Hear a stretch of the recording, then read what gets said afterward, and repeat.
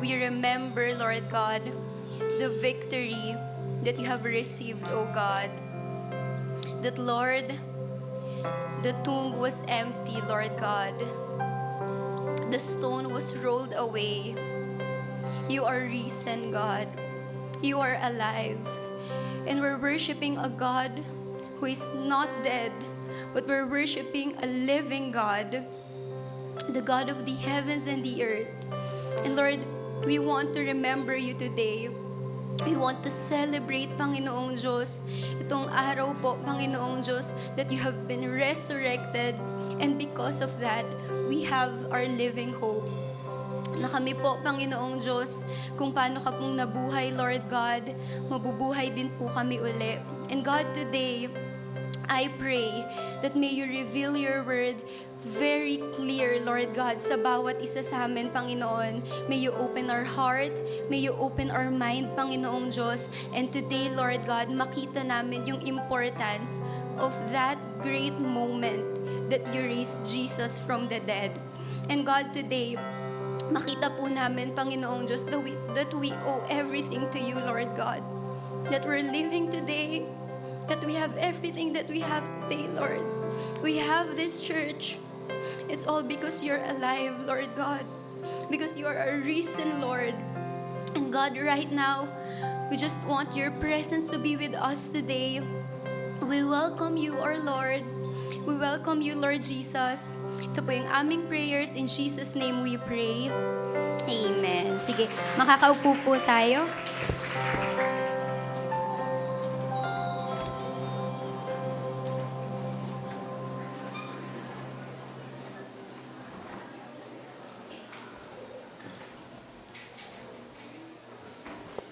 Ayan, good morning, good afternoon po sa bawat isa sa atin. Sige po, sa mga naghahanap pa po ng upuan, meron po dito sa harapan. Sige, mag-settle po muna tayo. Okay, sige, pwede mo po munang batiin yung katabi mo ng magandang hapon. Ayan, pakisabi sa katabi mo with smile, yung masaya. Pakisabi magandang hapon. Okay. So, sige po.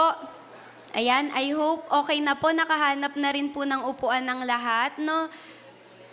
Sige, mag-start na po tayo sa ating topic for this afternoon. Sige, wait lang po.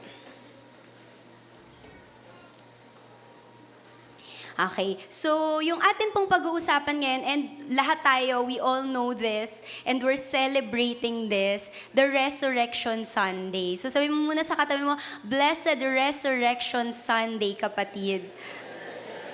Okay, Jesus is alive. Sige, sabi mo sa katabi mo, Jesus is alive. With all conviction, sabi mo, Jesus is alive. Amen. Sige, praise God. So, ngayon po, sige, mag-start na po tayo sa atin pong pag-uusapan this afternoon. So, ang topic natin is Resurrection Sunday, He is alive. Alam niyo mga kapatid, if we're going to understand who Jesus really is, kasi itong, of course, buong buhay natin kung ba tayo andito, it's all because of Jesus, and it's all about Jesus. Tama po? Pero if we're going to understand kung sino ba talaga ang Panginoong Jesus, we have to see the full picture of His kingship.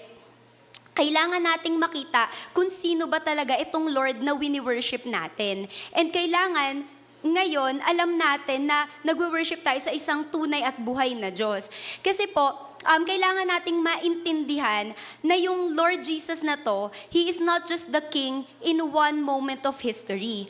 For example, yung king more than 2,000 years ago, yung namatay on the cross more than 2,000 years ago na king, hindi po kasi king lang si Lord nung time na pinako siya on the cross. Hindi lang din king si Lord nung nabuhay siyang mag-uli. But the Lord Jesus Christ, He is king every part of the story ng buong Kristyanismo or buong buhay natin.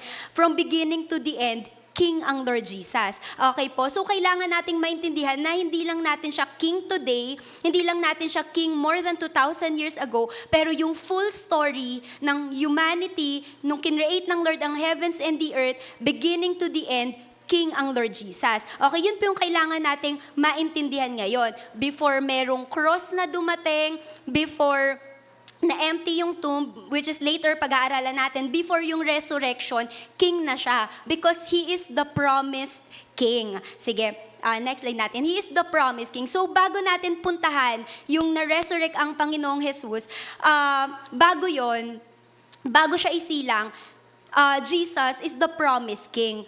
For centuries, yung Israel, nagwe-wait sila ng Messiah or king nila. Merong list of qualification na nakasulat sa Old Testament. Di ba alam po natin yung pinagkaiba ng Old Testament and New Testament? Sa New Testament, dun po natin makikita lahat ng account ng Lord Jesus Christ. Makikita nyo po dun kung paano siya isinilang, kung paano siya nagturo sa mga disciples niya. Andun po yun sa New Testament. Pero sa Old Testament po, wala pa man siya dun, pinoprophesy na siya. Sinasabi na merong dadating na king. There is a promised king from God na ibibigay sa Israel daw po, sa buong mundo, na magiging hari at tagapagligtas ng buong mundo. Tapos may qualification yung king na yon. Merong qualification siya. So una, dun sa Isaiah 9, 6-7, maliit ata. Pero sabi dyan, "For to us a child is born, to us a son is given. The government will be on his shoulders, and he will be called Wonderful Counselor, Mighty God, Everlasting Father, Prince of Peace, and of the greatness of his government and peace there will be no end. He will reign on David's throne." So mga kapatid, isa sa qualification ng prophecy, wala pa si Jesus nito, isa sa qualification ay maggagaling daw yung king na yon sa line of David. So sa lahi daw ni King David, manggagaling yung king na to. So isipin nyo, kunyari tayo po, meron tayong inaantay na magaling na presidente sa bansang Pilipinas. Tapos pinramis na dadating siya. Tapos may qualification. Para pagdating niya, alam nating siya yon. Gets po natin? Noon, ganun din. Merong mga qualifications para malaman mo kung siya ba yung Messiah na yon, kung siya ba ang tagapagligtas ng mundo. So galing daw dapat siya sa line ni David. And then pangalawa, sabi dito, sa Micah 5:2, sabi dyan, "But you, Bethlehem, Ephratah, though you are small among the clans of Judah, out of you will come for me who will be the ruler of Israel." So from Bethlehem daw, manggagaling yung king and yung savior of the world. So number one, nagmula dapat siya sa lahi ni King David. Tapos pangalawa, nakatira siya sa Bethlehem. Doon yung pinanggalingan niya. And then pangatlo, yung kingdom niya will never end. So lahat yon nakaprophesy sa Old Testament. Tatlo lang tong nilagay kong qualifications, pero pag magbabasa kayo ng Old Testament, andun lahat may promise na Mesayang darating. Okay, so tayo, titignan na lang natin pag dumating na siya, siya ba to? Nanggaling ba to kay King David? Na line, galing ba tong Bethlehem? Para malaman natin kung siya ba talaga yung king na yon. Pero nung time kasi na yon, ang Israel, ang akala nila, yung darating na tagapagligtas ay political savior. Ibig sabihin, magaling na hari na ililigtas sila sa gera. Pag nagkaroon ng taggutom, ililigtas tayo ng Diyos na to. Ganun yung iniisip nilang darating na king. But then, more than 2,000 years ago, there was this man named Jesus. Dumating siya sa mundo. He claimed to be the Messiah na hinihintay nila, but yung expectation nila bumagsak. Kasi ang iniisip nilang magiging king of the world, mataas, nanggaling sa magandang pamilya, nanggaling sa yung hindi ipapanganak sa sabsaban. Kunyari kung ako yon sa St. Luke's ko, kunyari i-design ko, kunyari ako si Lord, i-design ko St. Luke's, dapat magandang ospital. But the Lord Jesus Christ, pinanganak siya sa sabsaban. And nakasulat din yun sa Old Testament na prophesy din siya na ganun yung fulfillment ng prophecy. Si Lord Jesus ay manggagaling sa ganito, ganyan. Pero nung dumating na yung king na yon, hindi lahat nakilala siya. Hindi lahat nakilala na si Lord Jesus ang fulfillment na sinasabi sa Old Testament na magiging tagapagligtas ng buong mundo. So ang Lord Jesus Christ, He is the promised King to the broken world. But nung dumating na ang Lord Jesus Christ, He didn't look like what they expected. Ang expected nila siguro, yun nga, mayaman, galing sa magandang pamilya, yung hindi mo kikitaan ng lowly na spirit or kaya lowly na pagkatao. So, dun nag-start na yung expectation nila na flip. So, expectation nila, taas-taas. Tapos biglang nakita nila, instead of throne, cross ang meron siya. Tapos instead of crowns of gold, ang meron siya, crowns of thorns. So, nung time na yon, naninibago sila na hindi talaga sila makapaniwala na ito na yon, ito na yung king. So ang daming hindi nagtiwala na si Lord Jesus Christ talaga yung Messiah nung time na yon. So next naman, so sabi ko nga sa inyo, hindi lang si Jesus Christ king nung kinrucify siya, hindi lang siya king nung na-empty yung tomb. King siya nung una pa lang, sinasabi na may darating na king. So he's the promised king. And pangalawa, he is the crucified king. So alam natin to, yung crucifixion, yung ipapako sa cross, sa Roman execution, yun ay ginagamit para sa mga taong kriminal at rebelde. So kapag ipapako ka sa cross, dapat napatunayan kang kriminal, tapos rebelde ka rin. Kaya siya ipapako sa cross para intentional, publicly i-humiliate yung taong yun. Para itong kriminal na to, makita ng lahat nagkasala yan. Tapos makita ng lahat, ipapahiya natin tong taong to na kriminal, rebelde, tapos ang reason pa, bakit isi-shame siya para mawalan ng dignity yung ipapako sa cross. Gets po natin? Ganun yon. Ngayon, and yet, this king, dun siya pinlace. Hindi siya kriminal, wala siyang ginawang mali ever since, pero siya yung pinako doon, siya yung na-humiliate doon, siya yung nawalan ng dignity. But do you know that dapat place natin yon? Dapat tayo, dahil sa kasalanan natin, hindi man ipako sa cross, pero dapat ang deserve natin, publicly mapahiya tayo, mawalan tayo ng dignity. Ang para sa atin is ma-humiliate tayo because of all the sins that we have done. But because the Lord, yung ang nangyari, binigay ng Father ang crucified King na to para mamatay on the cross sa atin. So this is where the King was placed, sa cross. And then sa John 19, ito yung time na nakapako na si Lord Jesus Christ. Sabi dyan, Jesus of Nazareth, the King of the Jews. He is the King of the Jews. But, ang intention nila dito is to mock the Lord Jesus Christ. This is the truth, He is the King. Pero, ang ginawa nila, para lang ba mapahiya na i-mock siya na He is the King of the Jews. So yun lang yung reason ba't nila nilagay ito, para ipahiya. So completely, kung bakit pinako ganyan kahit walang napatunayang kasalanan yung taong yon, it's all because dapat tayo yon. Tapos kung makikita nyo guys, when we talk about the crucified King, papasadahan lang natin yung mga suffering ng Lord Jesus Christ na dapat sa atin, na dapat tayo yung tatanggap. In Isaiah 53 verses 3-6, babasahin ko po siya.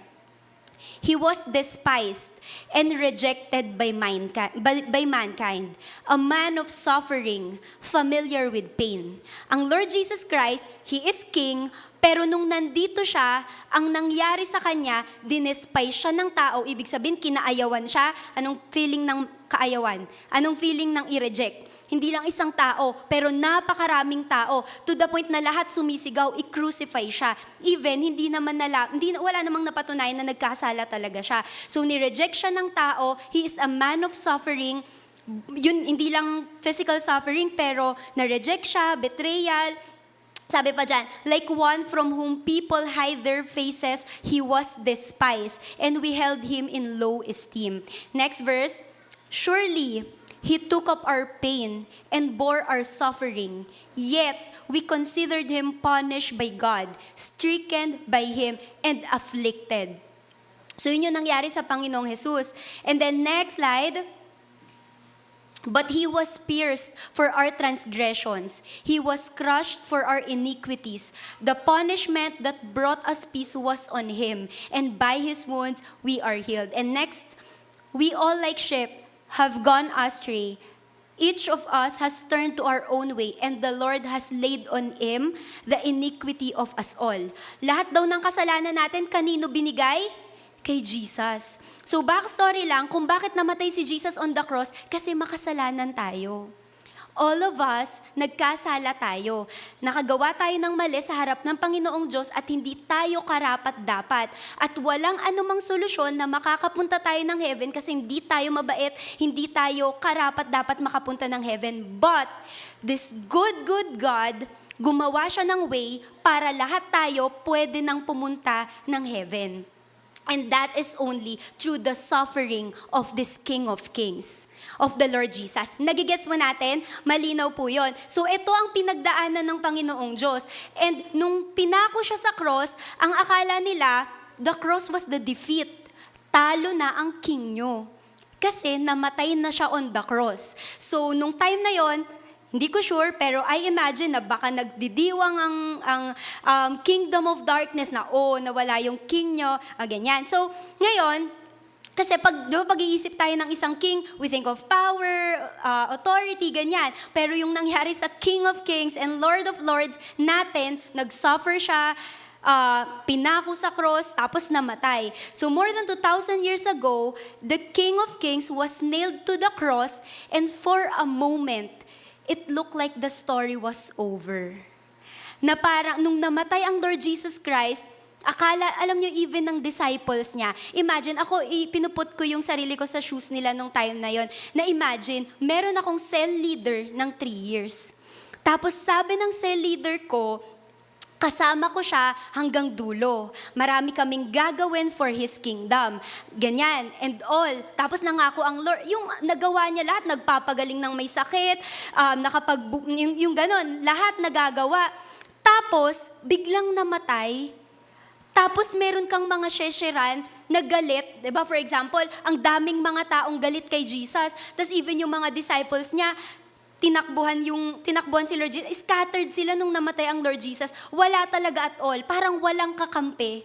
Ganun yung naranasan ng Lord Jesus Christ. And then, ang point lang doon is nawalan sila ng king. Nawalan sila ng cell leader. So parang, nakakatakot. Okay na, tapos na, wala na akong gagawin, wala na yung king ko, wala na yung cell leader ko, namatay na siya, okay, the end. So yung disciple nung time na yon, takot na takot sila, as in nagtakbuhan sila, scattered na sila. Para bang walang ginawa na miracle signs and wonders ang cell leader nila sa harapan nila, iniwanan nila, yung hope nila na wala, they were scattered. But, yung cross, hindi siya yung end. Kasi yung inaakala nilang end, yun ang turning point ng history. You know, di ba, we keep on talking about Jesus dying on the cross for us. And you know, it's real. Thank you, Jesus, for dying on the cross for every one of us. But, hindi lang natin isi-celebrate na merong namatay for us. We will celebrate because this King of Kings, after the 3rd day, He rose again from the dead. He is alive. Okay? So, kung yung disciple, nung una, takot na sila, o parang tayo, alam nyo, kung hindi nabuhay mag-uli, later pag-usapan naman natin yon. Pero imagine nyo kung hindi nabuhay si Jesus mag-uli. Lahat tayo dito, wala nang pupuntang heaven. Lahat tayo pupuntang impyerno. Kung namatay lang siya on the cross, kasi totoo talagang namatay si Jesus on the cross for all our sins. Pero ang katunayan na siya ay tunay na Diyos, nung nabuhay siyang mag-uli. Nagigets po natin? So ngayon, pupunta na tayo dun sa Jesus the risen King. Kanina we're talking about Jesus the promised King. Kasi hindi lang siya on a certain period King. Buong buhay natin dito, simula hanggang dulo, King siya. He's the promised King. He's the crucified King. And then next, He is the risen King. So ito yung pag-uusapan po natin, na siya ang Diyos na muling nabuhay. In the Bible, sa Matthew 27:65-66. Sa Bible, sabi dyan muna, take a guard. Ito yung panahon na nawala na si Jesus, na matay na siya on the cross. Sabi, take a guard. Tapos ipinasok na siya dun sa tomb niya, dun sa grave niya. Pinasok na siya dun. Sabi dun, take a guard. Pilate answer, go, make the tomb as secure as you know how. So inutusan ni Pilate, lahat ng security guard, lahat ng kung sino mang magbabantay sa tomb, make sure nyo na yung tomb na to secure. make sure kung paano nyo magagawang secure, gawin nyo.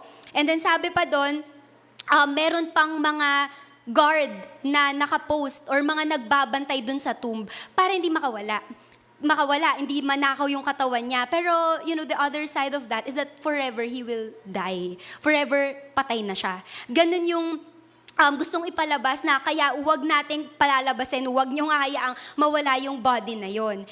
And then, in Matthew 28, 1-6, babasahin ko lang, okay na, diba? So, namatay ang Lord Jesus, pinasok doon, tapos sinecure, bawal mapalabas yung katawan ng Lord Jesus doon. And then sa Matthew 28, 1-6, babasahin ko lang. After the Sabbath, at the dawn on the first day of the week, si Mary Magdalene daw and si other Mary, pumunta sila sa tomb, kung saan si Jesus Christ ay inilibing. Ngayon, pagpunta nila doon, there was a violent earthquake. For an angel of the Lord, meron daw malakas, violent na earthquake. Hindi ko alam kung paano nyo imagine na violent earthquake siya kasi meron daw angel ang Lord na dumating from heaven and pumunta sa tomb ng Lord Jesus Christ. Tapos yung angel, ni-roll back niya yung stone. Yun yung kinakanta natin kanina. Nagigets niyo yun? Kaya we're declaring that na-roll ang stone ng Lord Jesus Christ, meaning buhay siya. Kasi ni-roll, yung angel, ni-roll nila yung tomb, di ba secured na secured, pero miraculously tinanggal nila, malaking bato yon dun sa tomb, and then yung angel umupo dun, umupo sa tomb. So na-imagine nyo. And then next, ang appearance daw ng angel na yon, his appearance was like lightning and his clothes were white as snow. Sa sobrang kakaiba yung itsura nun, yung guards, natakot sila. Tapos nashook sila and naging parang dead men sila. Parang namatay sila. So hindi natin sure kung namatay talaga sila, pero parang dead men sila. Then the angel said, sabi dyan, huwag kayong matakot. Sabi ni angel kay Mary Magdalene, pati sa isa pang Mary, do not be afraid, for I know that you are looking for Jesus. So sinabi yun nung angel kila Mary Magdalene, kasi hinahanap nila for Jesus who was crucified. And then, at the next slide, sabi dyan, sa Matthew 28:6, He is not here. He has risen just as He said. Diba sinabi ng Lord sa inyo, mabubuhay siyang mag-uli? Gusto kong malaman mo, wala siya dito kasi nabuhay siya gaya nung sinabi niya sa'yo. So yung mga disciples at that time, dahil namatay na si Jesus, para bang na-erase sa isip nila lahat ng pangako at lahat ng sinabi ng Lord. Yung lahat ng miracle signs and wonders na para bang hindi magagawa yun ng Lord for them. So, next slide. He is not here. Ito yung hope ng bawat isa sa atin. I think like yung takot nila Mary, parang tapos sinabi na He is risen, parang lahat yun bumagsak ang takot, tapos nag-spark ang joy sa puso nila na, buhay ang ating cell leader, buhay yung Lord natin, andyan siya, nabuhay siya. Kasi yung mismong angel yung nagsabi. And that's the same hope that we have. That our Lord Jesus Christ, hindi siya nanatiling patay on the cross. But our Lord Jesus Christ, nabuhay siyang mag-uli the third day. And that's our hope. Okay? So later, pag-aaralan pa natin yan. And then, so sabi nga, He is not here, wala siya dito, kasi nabuhay siyang mag-uli, just as He said. And then, gusto ko lang din sabihin sa atin, mga kapatid, I've been praying, nung pine-prepare ko to, I wanna know the power of the resurrection. Na hindi siya something na theological lang. Na pinag-aaralan lang talaga siya sa church.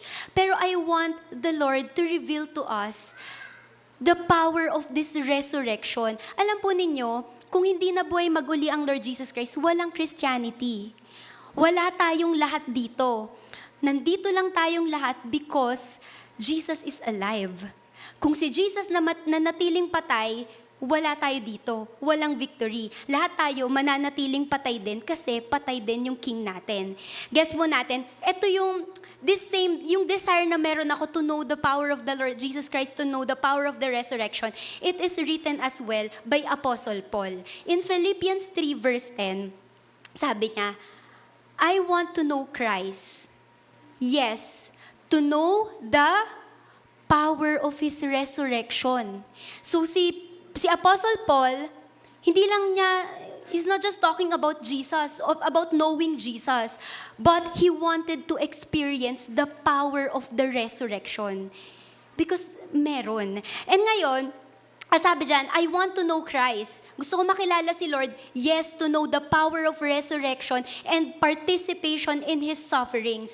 Becoming like Him in His death, na ako, magiging katulad ako ng Lord Jesus Christ kung paano siyang namatay, pero somehow attaining the resurrection of the dead. Gusto ko din ma-experience. Tapos ang ganda dito sa TPT. Next, sabi dyan, and I continually long to know the wonders of Jesus and to experience the overflowing power of His resurrection working in me. So the power of the resurrection of the Lord is working in us. Later po, ika-clarify natin yan. Sa Tagalog, ito ang ganda, sabi dito, ang tanging hangarin ko ngayon ay, sabi ni Apostle Paul, lubusan kong makilala si Kristo. Tapos sabi niya pa, maranasan ko ang kapangyarihan ng kanyang muling pagkabuhay. Anong sinasabi ni Apostle Paul? Na gusto kong maranasan as well yung kapangyarihan ng resurrection ni Lord Jesus. Makibahagi sa kanyang paghihirap at maging katulad niya sa kanyang kamatayan. So, ito yung sinasabi ng Lord. So ngayon, pag-uusapan natin the power of the resurrection of the Lord Jesus Christ. Prayerfully, the Lord speak to us His word so that we can also participate to knowing Jesus and to knowing the power of the resurrection.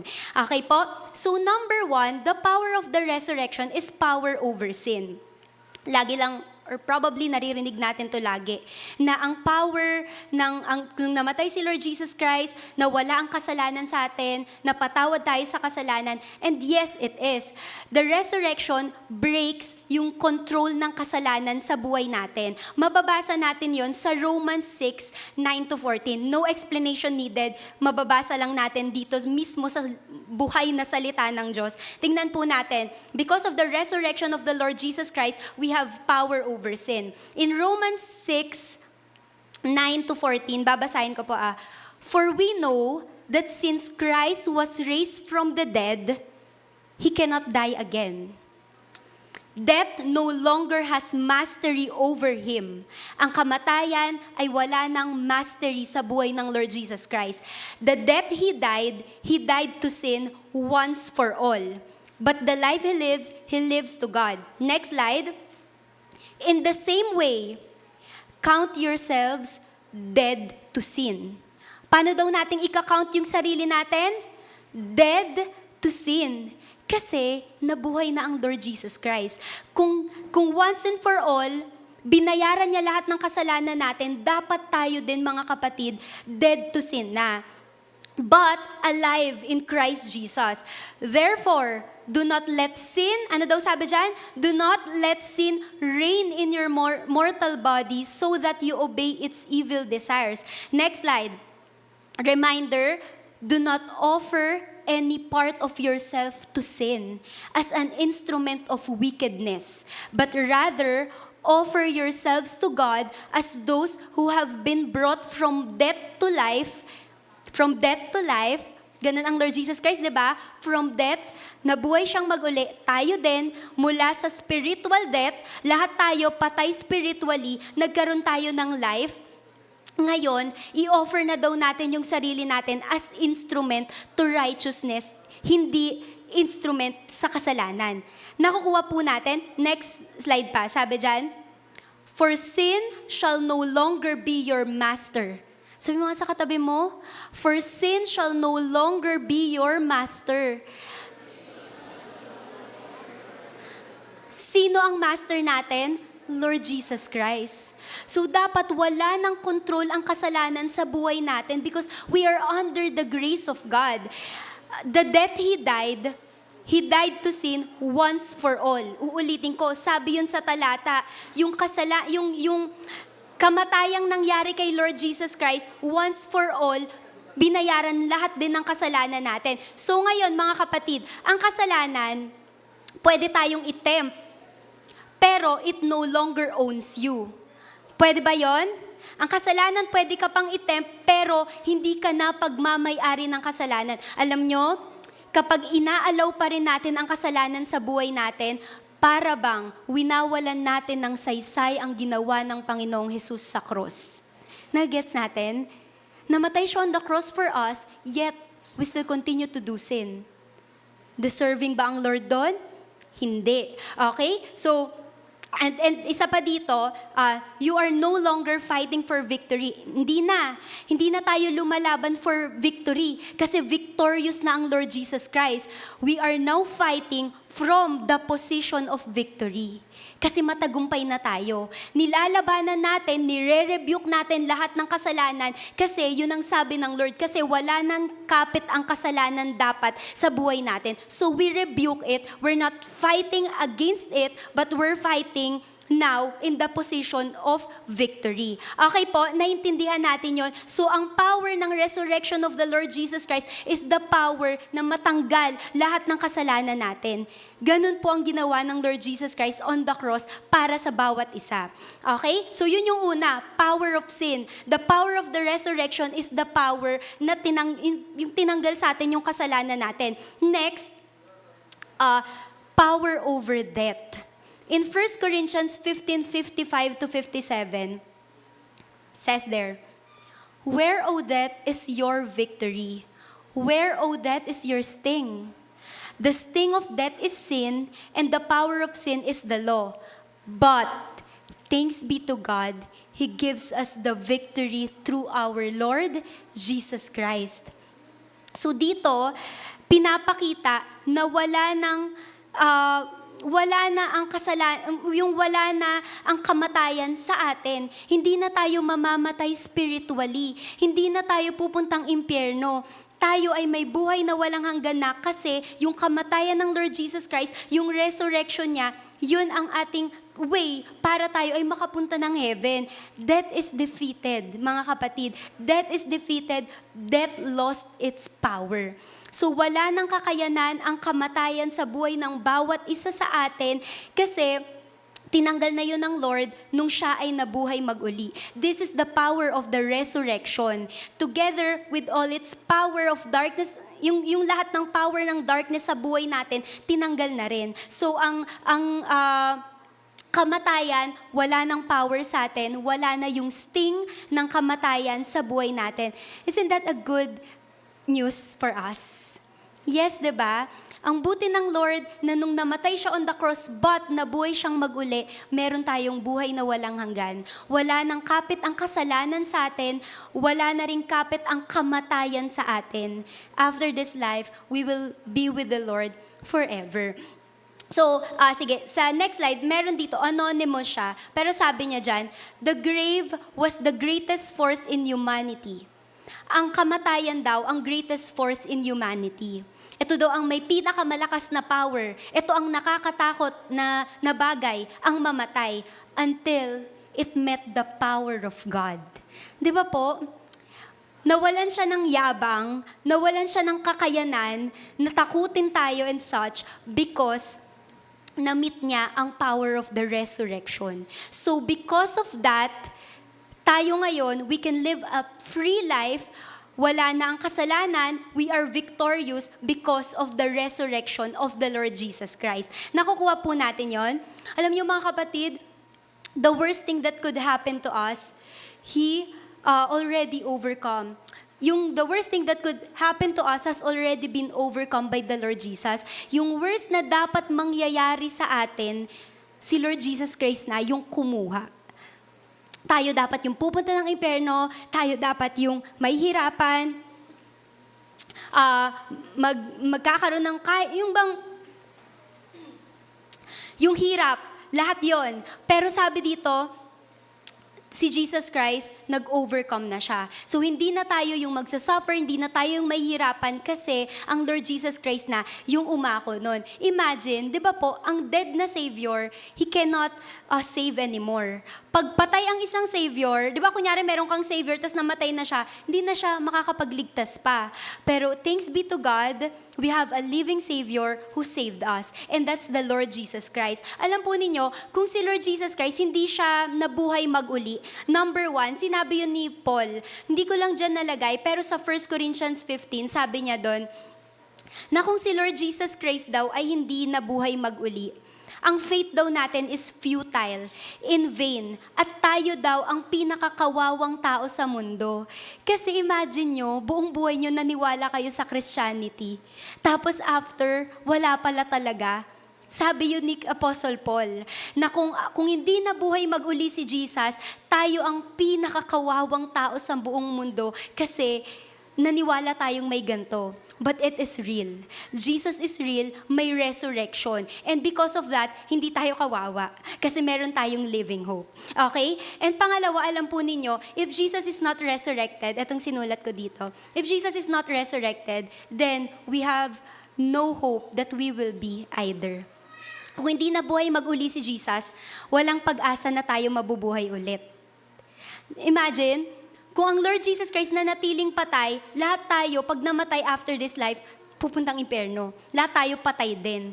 But, since Jesus, siya yung naunang nabuhay, tayo din. Yun din yung hope natin, na tayo, after this life, we will rose. Alam po ninyo, kahapon, short story lang, di ba galing tayong prayer and fasting? And then may pinuntahan kami nung friend ko, si Belle, may pinuntahan kaming store kahapon. So kausap namin siya, ganyan. And then, naglolokohan lang, ganyan. Tapos basta ang endpoint, sa store na yun, nashira namin yung sales lady. So, shinira namin siya. Kasi parang merong isang bagay na kailangan mong itry kung gumagana, ganyan. Yung tinatry naming part na yun is yung notepad. Alam niyo yung notepad sa cellphone, di ba? So, yun yung tinatry namin kung gumagana. Nung itatry, magsusulat, ang sinulat ko, Romans 6:23. Nanonood sa amin yung sales lady, for God so loved the world. John 3:16 pala. Romans 6, sorry guys, sorry. Romans 6:23, for the wages of sin is death. Sorry. So yun yung sinusulat ko nung time na yon. And then after nun, shinare namin sa kanya. Tapos, nung una, tumatawa lang siya. But then, nung sinishare namin sa kanya, yung gospel, and especially when I said to her, that Jesus will come back again, and lahat naman talaga tayo mamamatay. Hindi lang natin alam kung heaven ba or hell. Tapos, umiiyak na siya. Sabi niya, naiiyak ako, ma'am. Gumanon siya, naiiyak ako, ma'am, ganyan. Tapos, pinatanggap namin siya ni Belle. So, sabi namin na, yun, i-accept si Jesus as Lord and Savior. Tapos, nung nagpe-pray kami, nanginginig, umiiyak. Tapos, tinanggap niya ang Panginoong Jesus. And you know, that's the power of the resurrection. That's the power of the resurrection. Wala kang kahit anong kakayanan, pero when you said that Jesus rose from the dead para sa'yo, para magkaroon ka ng buhay na walang hanggan, dun yung patutunguhan, alam niyo yun yung gagawin natin. Okay, so yun yung nangyari. And gaya nga ng sabi ko, kung ang Panginoong Hesus hindi na buhay mag-uli, wala rin tayong hope na tayo ay mabubuhay mag-uli. So hindi ko ma-share dun sa babae na mabubuhay kang mag-uli. Merong life after this if ang Lord Jesus Christ hindi na buhay mag-uli. So thanks be to God. Tapos alam nyo, kung wala ding resurrection, wala tayong tagapagligtas, walang salvation, walang hope of eternal life.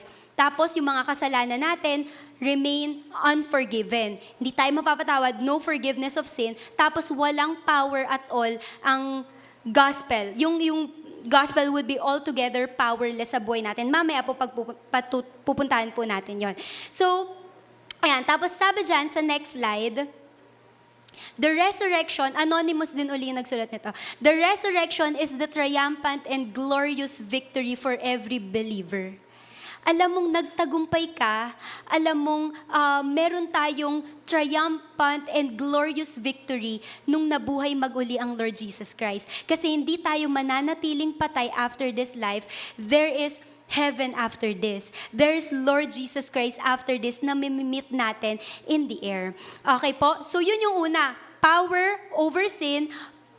Then pangalawa, power over death. And pangatlo, power to walk in resurrection life.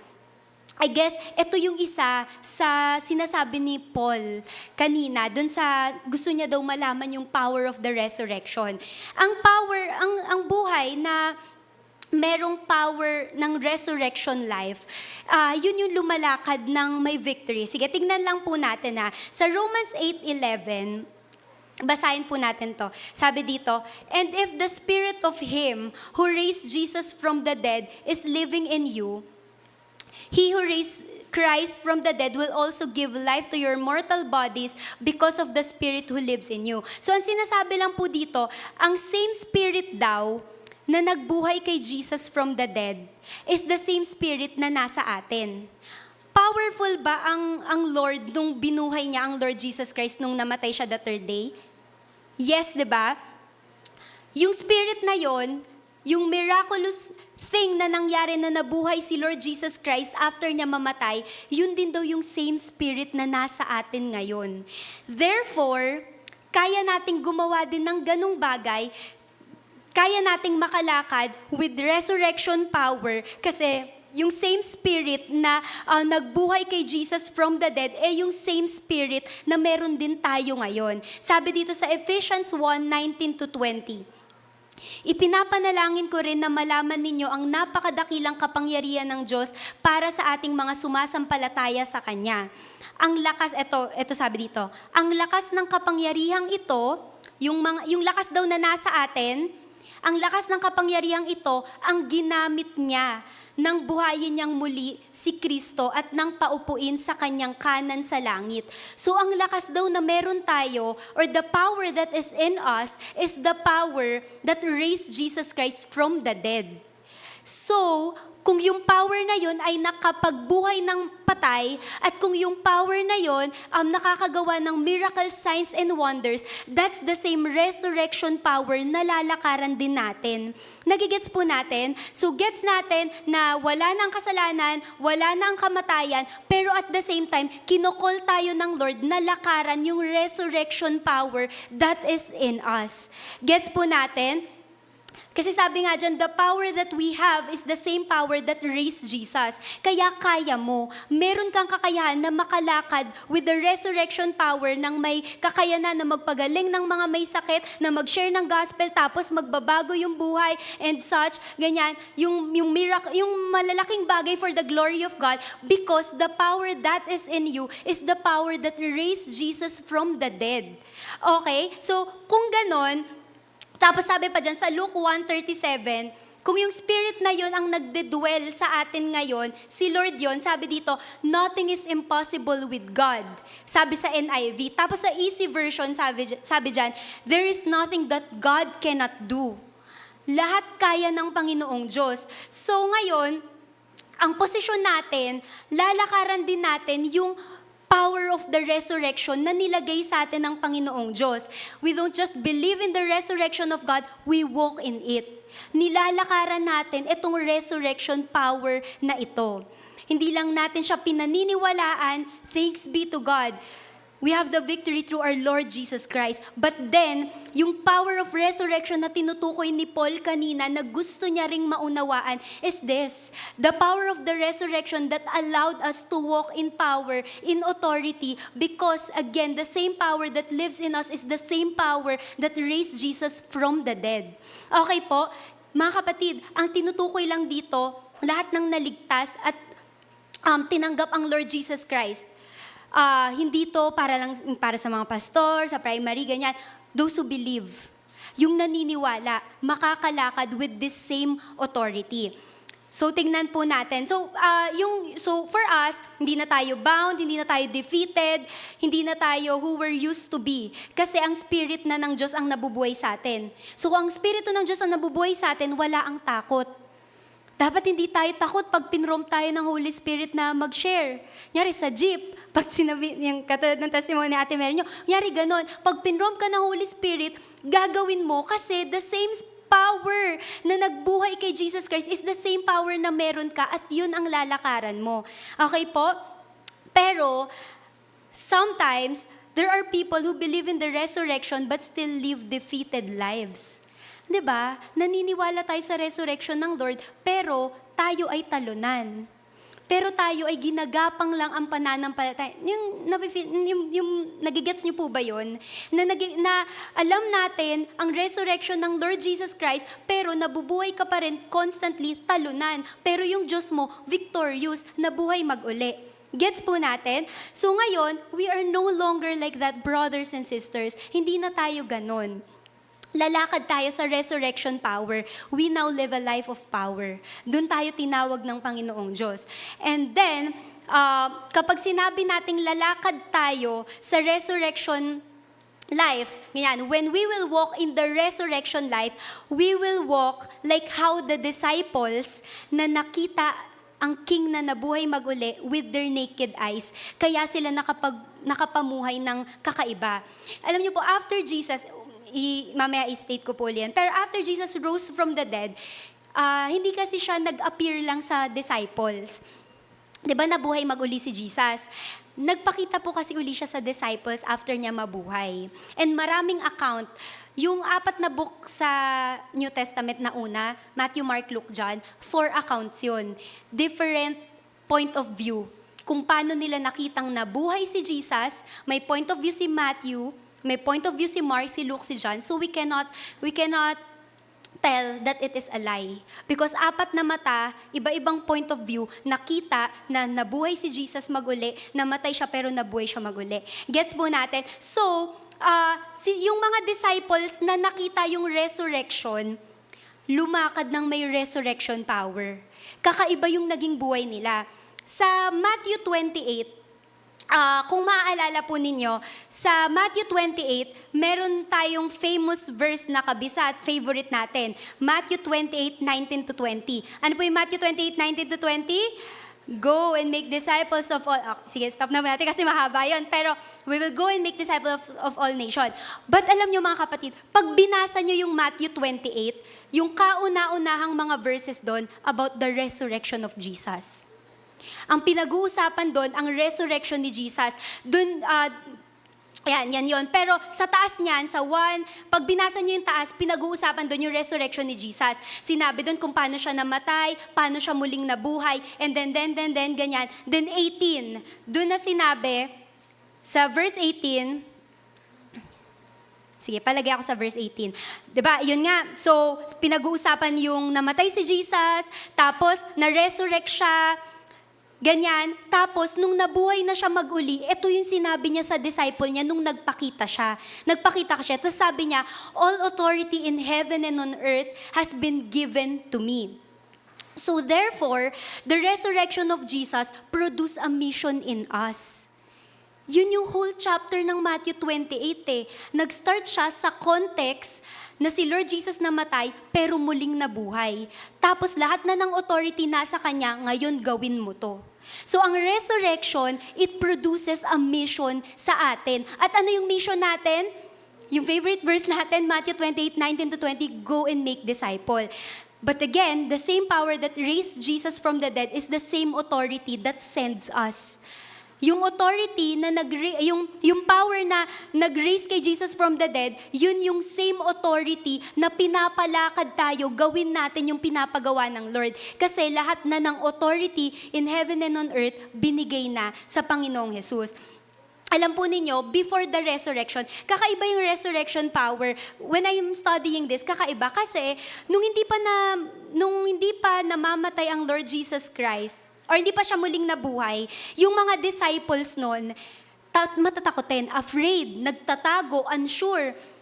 Tapos, bebetray, tapos basta ganon sila, matatakotin sila. Pero after the resurrection, nung nakita nila ang Lord Jesus Christ with their naked eye, bold na sila, fearless na sila, tapos unstoppable. Anong nagbago? They encountered the risen King. Na-encounter nila yung Diyos na nabuhay mag-uli. At dahil na-encounter nila yung risen King, ngayon, they were filled by the Spirit of God, kaya na nila gawin yung mission na pinapagawa sa kanila ng Panginoong Yesus. So because of Jesus' resurrection, we are not just to save people, we are now to be sent out sa mga tao. Anong example po nito? naaalala niyo po yung laging sinasabi ni Pastor kapag meron tayong prayer and fasting, anointing service, yung ganyan. Yung si Peter daw, nagsalita siya sa 3,000 na tao, tas lahat naligtas, lahat na-add yung number. Di ba amazing? Alam po ninyo, yun yung pagkatapos na si Lord Jesus Christ ay umakyat na sa langit. Nagpakita sa kanila, nag-resurrect si Jesus, nagpakita sa kanila, sabi, go and make disciples of all nations, tas sumunod sila. Yung bang confidence nila na, buhay yung Lord ko, so gagawin ko to. Tas sabi niya pa, babalik siya uli. Later, pag-aaralan natin yun. Pero yung 3,000 were saved, sa Matthew 2:41, sabihin ko lang yung context. Sabi ni Peter, ang preaching ni Peter nung time na yon, repent and be baptized. In the name of Jesus, every one of you, magsisi kayo at magpabautismo kayo. Yun yung preaching ng preaching ni Peter nung time na yon. And then, after nun, ganun lang yung sinabi niya, 3,000 na yung naligtas. Grabe yung power, di ba? Walking in the power of resurrection eh. Tapos, ang dahilan, or bakit sinabi ni Jesus, repent and be baptized? Kasi may isang tao nagsabi sa kanya, brothers, what shall we do? Parang nagtanong kasi yung isang lalaki doon, taas lang yun ng 36. So sa 37, sabi doon, brothers, what shall we do? Alam nyo kung bakit nagtanong yung taong yun? Kasi ang preaching nila, resurrection. Sige, puntahan natin. Sa Acts 2:41, nandyan lang din siya. Ayan, so sa Acts 2:41, di ba, yun nga, yun yung story na ayan yun. Bale, nag-preach si Peter, sabi niya, repent and be baptized, kasi may nagtanong bakit po, ay ano pong gagawin namin? Brothers, what shall we do? Kasi ang preaching nila noon about the resurrection of Jesus. Tignan niyo po, sa sa Acts 2 verse 4,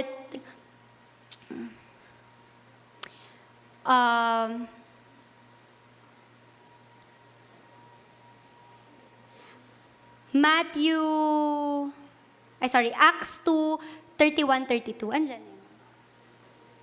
Pero, sige, yun, ang ano doon, ang sinabi lang doon, seeing what was to come, he spoke of the resurrection of the Messiah. So, nung time na yon, kaya 3,000 yung nabaptize, alam nyo po, 3,000 yung nasave, kasi ang preaching lang, ang tanging pinagmamalaki at sinasabi lang nila Peter nung time na yon, alam nyo ba, nabuhay mag-uli si Jesus. Ayan, sabi dyan sa 32, God has raised this Jesus to life and we are all witnesses of it. Alam nyo, nakita namin ang Lord Jesus Christ, nabuhay siya mag-uli, dadating siya. Tapos doon tinanong nung lalaki, brothers, what shall we do? Dadating pala si Lord. Nabuhay pala siya mag-uli. Tapos doon niya sinabi, repent and be baptized. In the name of Jesus, every one of you. Tapos 3,000 yung naligtas. That's the power of the resurrection.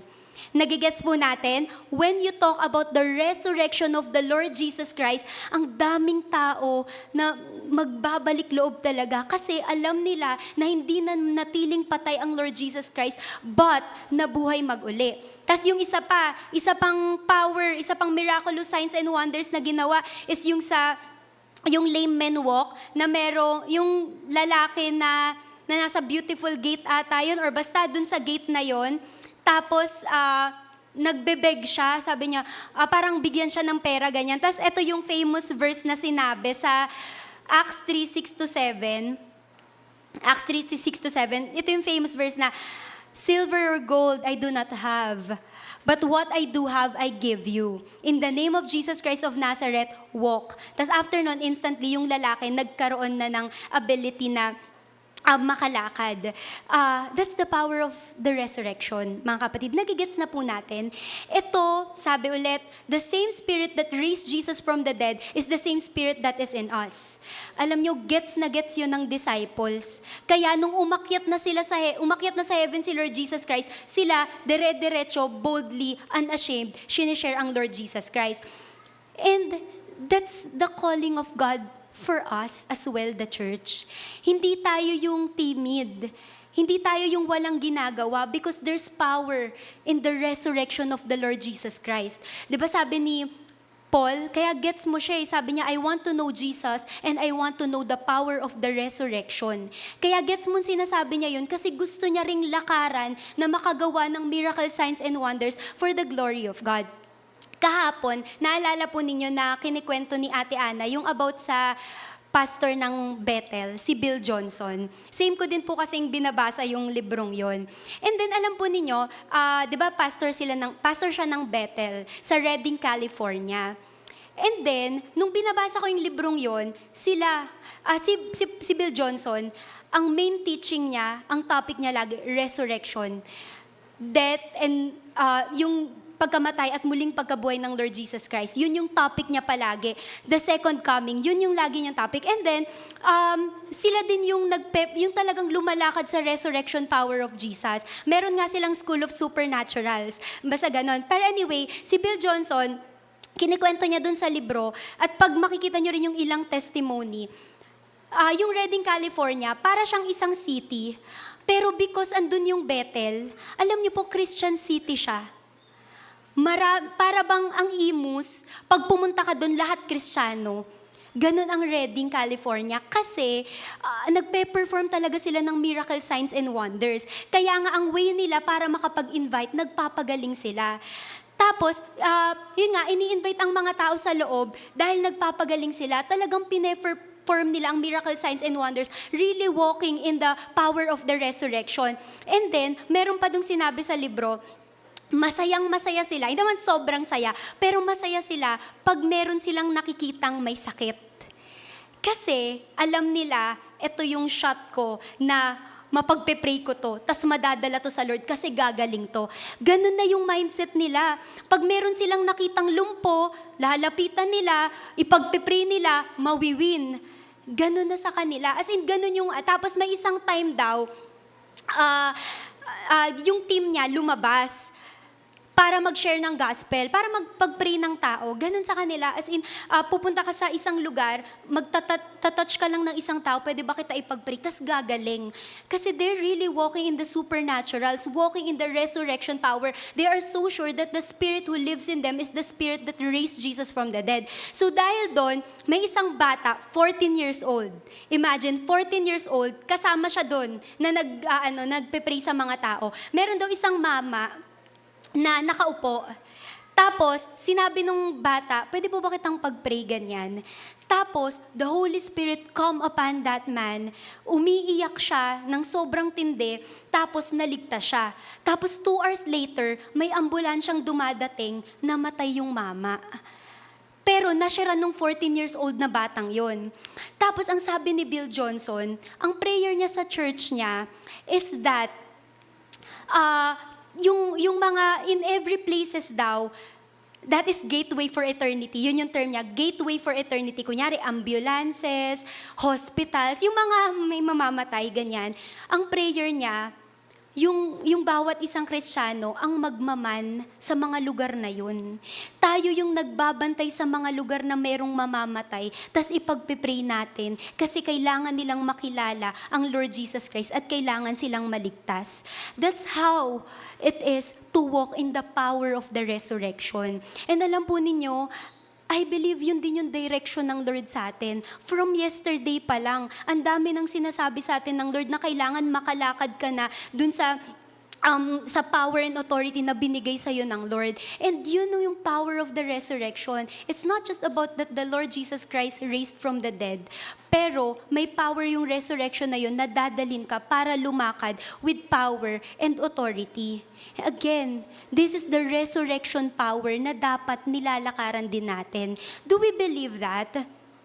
Do we want to do that as well? Mahina. Isa ba? Do we want to do that as well? Amen. Na kung saan merong gateway for eternity, dun sa mga lugar na maraming kawawa. Ako po, lagi kong sinasabi, kasi parang growing up, nakikita ko yung lola ko, yung mga kapatid ko pagpupunta ng mga hospital, awang-awa ako sa mga tao. Kaya sabi ko, ang pinaka lugar na ayaw kong pinupuntahan, ospital. Kasi lahat makikita mo doon, problemado. Hindi ka man yung may sakit, pero kapamilya ka nung may sakit, nag-iisip ka ng budget, pangbayad dun sa nasa ospital. But I pray, let us be that kind of people. Yung parang sa Redding, California, ang city ng Imus, lahat Kristiyano. Kasi lahat sinushow ang supernatural power of the Lord Jesus Christ and the resurrection power na meron tayo. Kung paano binuhay ng Spirit ng Lord ang Lord Jesus Christ, ganun din yung Spirit na nagdedwell sa atin. And magagawa natin yun, mga kapatid, co-laboring with the Holy Spirit, with prayer and the Word of God. So, lastly, sige, because Jesus is alive, He reigns. So ito nga yung sinasabi ko po kanina, in Matthew 28:18, yung bago yung pag-command ng Lord Jesus Christ. Dahil nga nag-resurrect ang Lord, hindi siya nanatiling patay, hawak niya na lahat ng authority. Sabi dyan, then Jesus came to them and said, all authority in heaven and on earth has been given to me. So wag na kayong kakabahan. Wala ng karapatan at wala ng kakayahan ang kaaway sa buhay mo kasi nabuhay ako mag-uli. Okay po? And then, kanina na pag-usapan natin the promised King, the crucified King, and the risen King. But one important thing to know as well is that Jesus is reigning and He will come again. Nag-resurrect siya, pero babalik muli ang Diyos na ito. He will come back again. And sa pagbabalik niya, sabi dito sa Acts 2:33-36, ayan, He's the reigning King. Exalted to the right hand of God, He has received from the Father the promised Holy Spirit and pour out what you now see and hear. Therefore, let Israel, let every one of us be assured of this. God has made this Jesus, whom you crucified, the Lord and Messiah. So itong Diyos na kinrucify, na nabuhay mag-uli, gusto kong malaman nyo na siya ang Lord and Messiah. And then wala yung Ephesians. Pero, yun nga, yung sabi ko sa inyo kanina na muling babalik ang Lord. Tapos gusto ko lang kunin itong, kung yung band nandiyan, pwede din. Pero yun, gusto kong kunin itong 1 Corinthians 15:19. Di ba naalala niyo po yung sabi ko sa inyo kanina na sabi ni Paul, kung hindi nabuhay mag-uli si Jesus, Christianity is futile. Ang Christianity ay walang kabuluhan. At alam nyo, ang pinakakawawang tao sa lahat, Kristiyano. Kasi hindi nabuhay yung king nyo. Parang kawawa kayo. Tapos, basahin lang natin to. Sa 1 Corinthians 15:19, kung ang pag-asa natin kay Kristo ay para lamang sa buhay na ito, tayo na ang pinakakawawa sa lahat ng tao. Kasi mga kapatid, our future hope is that Jesus will come back again for us. Hindi lang natin siya hope dito sa mundong to, na kapag meron tayong pangangailangan, ipoprovide niya. Hindi lang natin siya hope na merong extra and supernatural power kapag nag-share ng gospel. But you know, hindi tayo kawawa kasi hindi lang natin siya pag-asa dito. Pero pag-asa natin siya pag nawala na tayo sa mundong to. Kasi lahat naman mawawala, di ba? Unahan lang. May mauuna, may mauhuli, pero lahat tayo mawawala. But you know, we have this living hope that Jesus will come back again. The return of the living King will happen. Babalik ang Panginoong Jesus. Sige, next slide. Our living hope is the return of our living King. Etong nag-resurrect na to, makikita na rin natin one day. Pero, pag nakita natin siya, we want to be unashamed. Yung hindi ka mahihiya na, andyan na ang Lord, nahihiya akong magpakita sa Kanya kasi I fail Him. Hindi man lang ako nakalakad sa resurrection power na freely binigay niya sa akin. Hindi ko man lang natapos yung mission na pinabibigay niya sa atin.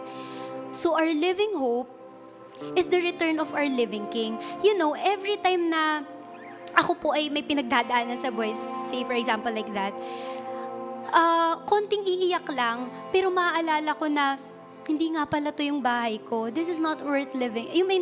This is not worth settling for. Hindi ito yung bahay ko. Hindi naman talaga ako para dito. Siyempre, pagpe-pray mo, pagpalain ka ng Lord, di kung hindi, okay lang. Sila Paul nga hindi na ang prayer nila yumaman and ganito, ganyan. Ang prayer na yung parang sa life nila, kasi nakita nila with their naked eyes ang Lord Jesus Christ, binibit din sila, tapos, di ba, yung ine-imprison sila, and alam nyo, sa Pilipinas ganito, pero like gaya ng mga kinikwento kahapon, sa ibang mga bansa, nagdarana sila ng sobrang hirap, pero ang kanilang pag-asa dadating naman si Lord eh. And alam niyo, nakakabago siya ng perspective. Na hindi ka na masyadong magbibibo or magpagaling dito sa mundo. Kasi alam mong wala din naman. Pero for the glory of God, gagawin mo. You will give your best. You will do excellent things. Kasi tinitignan ng tao ang buhay mo. Pero at the same time, it's giving you a perspective na hindi naman ako taga dito eh. So okay lang. Merong buhay after this. And that is my living hope. And then, sa Matthew 24:30, then will appear the sign of the Son of Man in heaven. And then, all peoples of the earth will mourn when they see the Son of Man coming on the clouds of heaven with power and great glory. In Acts 1:11, men of Galilee, they said, "Why do you stand here looking into the sky?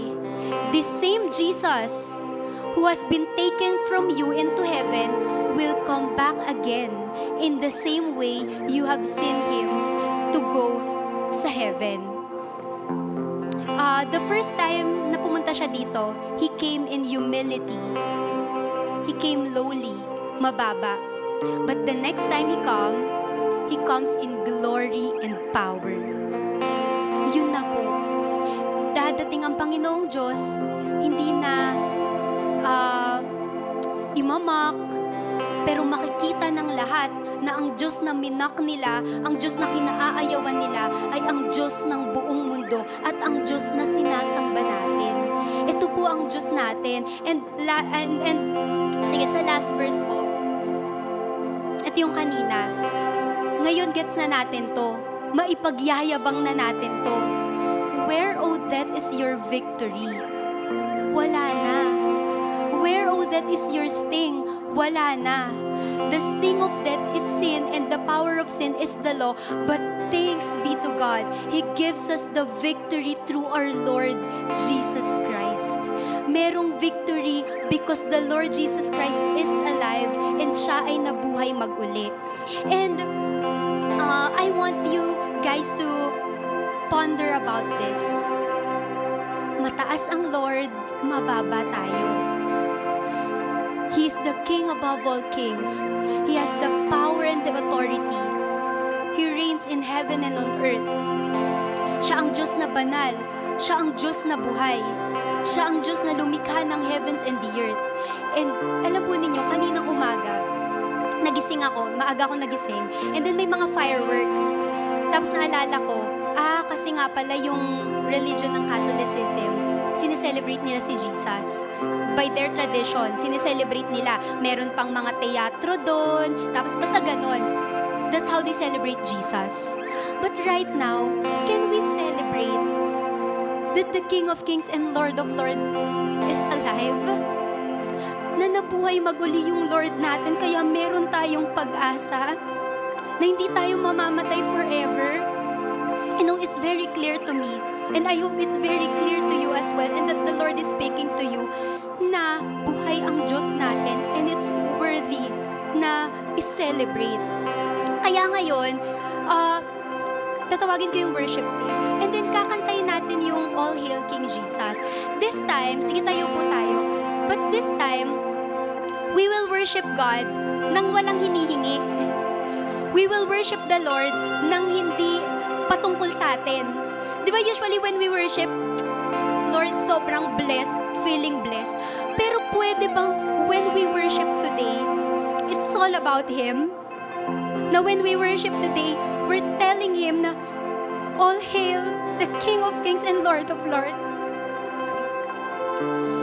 Kasi deserve niya yun. Kung sila nagpapa-fireworks sila, tayo kakantahan lang natin ang Lord.